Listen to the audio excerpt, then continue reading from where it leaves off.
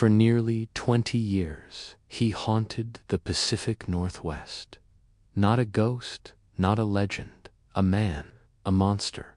He was invisible in plain sight, a truck painter by day, a remorseless killer by night. His prey, young women, often forgotten, often ignored. But he didn't forget them. He hunted them over and over again. And by the time the police caught up with him, he had become the most prolific serial killer in American history.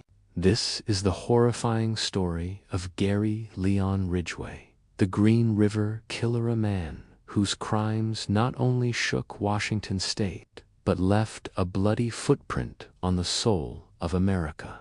And the most chilling part, he was just a regular guy.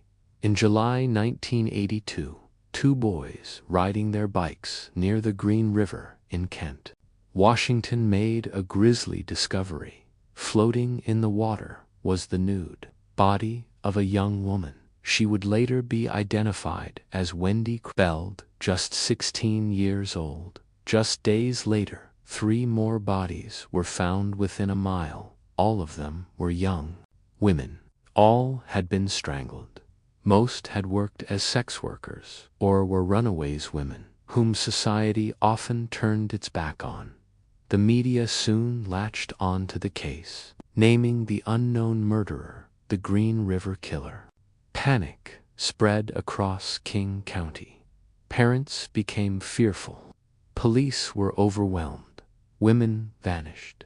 One by one, by the end of 1983, more than 25 women were missing or dead-end. All signs pointed to one man. A predator was out there. Let's be clear. The Green River case isn't just about a killer. It's about the victims, young women, often aged 14 to 4. They came from troubled homes, struggled with addiction, or were trying to survive on the streets. Some of the known victims include Deborah Bonner, 23, last seen July 1982.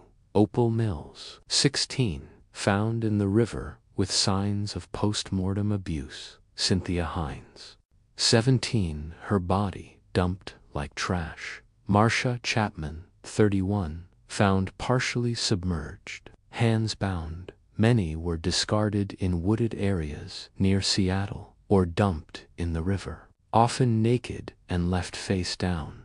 Ridgway often returned to the scenes of his crimes. He would revisit the corpses, engage in necrophilic acts, and even pose the bodies to confuse law enforcement.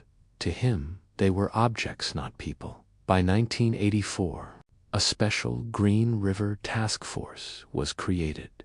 Veteran detectives, including Dave Reichert, led the team. He would later describe the case as a descent into hell.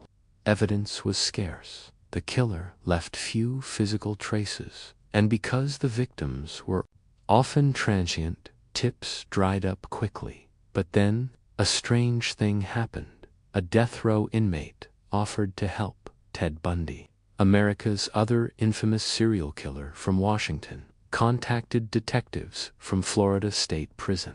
Bundy told them, "You're looking for someone who goes back to the bodies, someone who treats the bodies like trophies." He was right. Still, Ridgway remained free. He was interviewed by police in 1983 and 1987, even passed a polygraph. They just couldn't make anything stick. Gary Leon Ridgway was born on February 18, 1949, in Salt Lake City, Utah. His childhood was deeply troubled. His mother was overbearing and emotionally abusive. He described having violent sexual fantasies about Huravan, saying he wanted to kill her. During arguments, at 16, he stabbed a 6-year-old boy, killing him. Later, he joined the U.S. Navy, got married young, and returned to civilian life in Washington.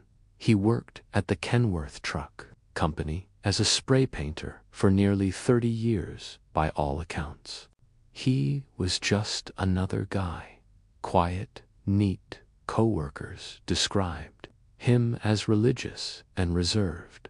But he spent his free time cruising Pacific Highway South, soliciting sex workers and looking for his next victim by night. He became something else entirely in 2001. DNA forensics had finally advanced enough to re-examine old evidence. Semen samples, collected in the early 80s, were tested using new polymerase chain reaction PCR techniques. The result, a direct match to Gary Ridgway. On November 30th, 2001, Ridgway was arrested in the parking lot of his workplace. He showed no emotion. He didn't deny it. He knew the game was over. Detectives had linked him to 4 murders, but suspected many more. They were right, facing the death penalty. Ridgway made a deal with prosecutors. He would confess in exchange for life in prison. He then told investigators what they had feared all along. Greater than I killed so many women, I lost count. He confessed to killing at least 71 women between 1982 and 1998. Some estimates place the number over 90. He described luring women with the promise of money or drugs, then strangling them often during sex. He admitted killing prostitutes was easy. They were less likely to be reported missing. He showed no remorse, no emotion. He could recall where he placed the bodies even decades later. One detective said he remembered where he dumped bodies better than his wedding anniversary. In December 2003, Gary Ridgway was sentenced to 48 consecutive life terms without the possibility of parole.